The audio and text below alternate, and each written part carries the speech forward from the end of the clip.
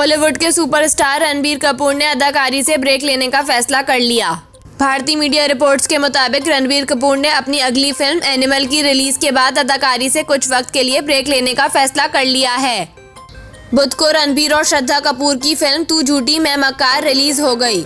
इस फिल्म में वो पहली बार श्रद्धा कपूर के साथ स्क्रीन शेयर करते नजर आ रहे हैं।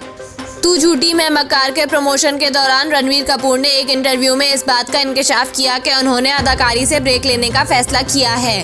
रणबीर कपूर का कहना था कि आने वाली फिल्म एनिमल के बाद मैंने अब तक कोई फिल्म साइन नहीं की और ना ही मैं इस वक्त किसी और फिल्म में काम करने का सोच रहा हूँ। उन्होंने कहा कि तू झूठी मैं मक्कार और एनिमल के बाद मैं ब्रेक लेना चाहता हूँ, क्योंकि मैं देखना चाहता हूँ कि बहैसियत अदाकार मैं और फिल्म इंडस्ट्री कहाँ खड़ी है।